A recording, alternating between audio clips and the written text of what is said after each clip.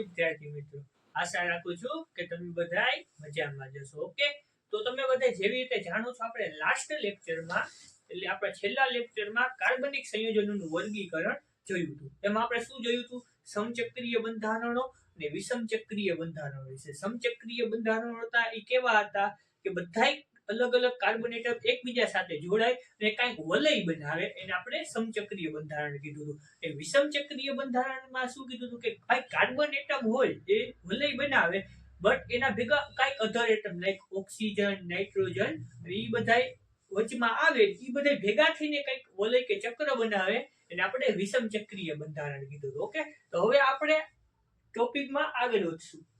સમાનધર્મી શ્રેણી. તો કાર્બનિક સંયોજનોનો વર્ગ કે શ્રેણી જેમાં એક વિશિષ્ટ ક્રિયાશીલ સમૂહ એવા હોય છે કે જે સમાનધર્મી શ્રેણી બનાવે છે. આ વર્ગ કે શ્રેણીના સભ્યોને સમાનધર્મી શ્રેણી કહેવામાં આવે છે. ઓકે, કાંઈ સમજાણું નહીં? મને ખબર છે તમને કાંઈ સમજાણું નહીં. હવે આપણે એક્ઝામ્પલ થી સમજશું કે ભાઈ કોઈ એક કાર્બનના સભ્ય છે કે શ્રેણી કેને કહેવાય કે એક પછી એક રિપીટ વસ્તુ થતી, એક પછી એક વસ્તુ રિપીટ થતી હોય. કેમ કે જો આપણે એક શ્રેણી લઈ કે ઓડ ને ઇવન નંબરનો આપણે જાણ્યું હોય તો બેકી સંખ્યા અને એકી સંખ્યા આપણે શીખતા હોય તો બેકી સંખ્યામાં શું 2 પછી 4 આવે, 4 પછી 6 આવે, 6 પછી 8 આવે, 8 પછી 10 આવે. એવી રીતે બેકી સંખ્યાની એક શૃંખલા બને. જે બેકી સંખ્યાની બને કે 1 3 પછી 5 પછી 7 પછી 9. એ રીતે બેકી સંખ્યાની કંઈક આખી શૃંખલા બને કે 2 થી 4, 4 થી 6, 6 થી 8, 8 થી 10. એવી એક શ્રેણી બને. એવી જ રીતે કાર્બનના અમુક સંયોજનો હોય ને એની શ્રેણી હોય, કઈ રીતે હોય જો કે આપણે સૌપ્રથમ લઈ લીધું CH2, પછી C2H4, C3H6, C4H8 અને C5H10. ઓકે, આવી આપણે કંઈક શ્રેણી લઈ લીધી. એમાં તમે જોવો આ કંઈક શ્રેણી બની. હવે આ કઈ રીતે શ્રેણી બની તેના માટે આપણે નીચેનું વાક્ય વાગીએ. તેના ક્રમિક સભ્યોના આણ્વીય સૂત્રો વચ્ચે CH2 એકમોનો તફાવત હોય. CH2 એકમોનો તફાવત. હવે આમ આપણે જોઈએ પહેલા આ બંને વચ્ચે લઈએ તો આમાં C2H4 છે, એમાં CH2 બાદ કરીએ. ઓકે, તો એક C અને 2 H2 તો કેટલા CH2 નો તફાવત. એવી રીતે આમાં જોવો તમે C2H4 ને C3H6 તો એક C વધ્યો ને 2 CH2.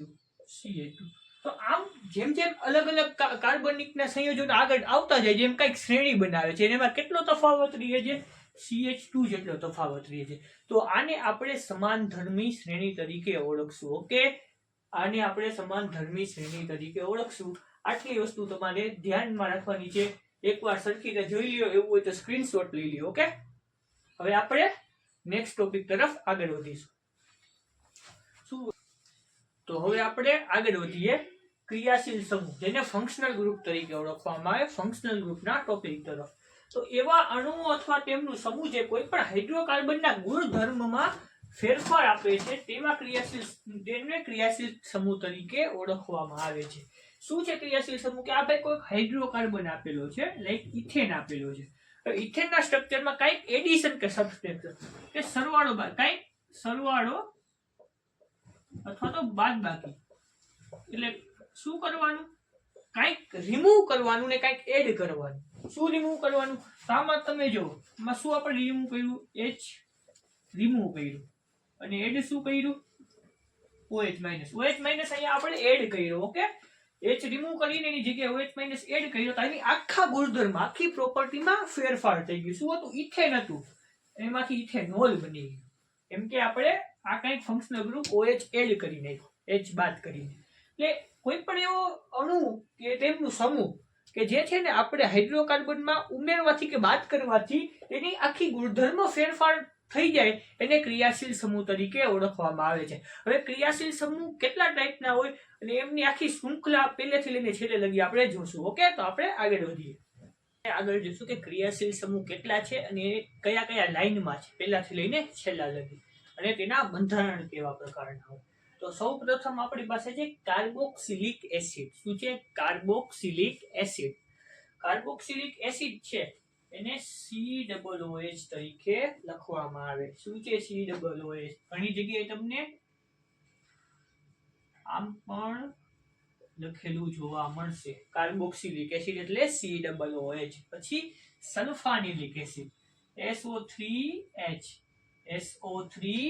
ઓકે. એસ્ટર COOR. એસ્ટર એટલે COOR. સૌપ્રથમ અને આ બધી લાઈનમાં છે. આ બધા લાઈનમાં છે. સૌથી વધારે સારામાં સારું ક્રિયાશીલ સમૂહ હોય ને કાર્બોક્સિલિક એસિડ છે. સૌથી ઓછું હોય તો આલ્કાઇન. નીચે આ લાઈનમાં જ છે. ઓકે. તો એસ્ટર એટલે COOR, જ્યાં R એટલે આલ્કાઇલ સમૂહ તરીકે ઓળખવામાં આવે છે. ઓકે. ચોથું છે એસાઇલ ક્લોરાઇડ, જેને COCl તરીકે ઓળખવામાં આવે છે. પાંચમું આવશે અમાઇડ, CONH2. છઠ્ઠું આવશે સાયનાઇડ, CN. સાતમું આવશે આલ્ડીહાઇડ, જેને CHO અથવા તો આવી રીતે લખવામાં આવે. Ketone COO. Alcohol OH. Amine NH2. Alkene C. Alkyne C.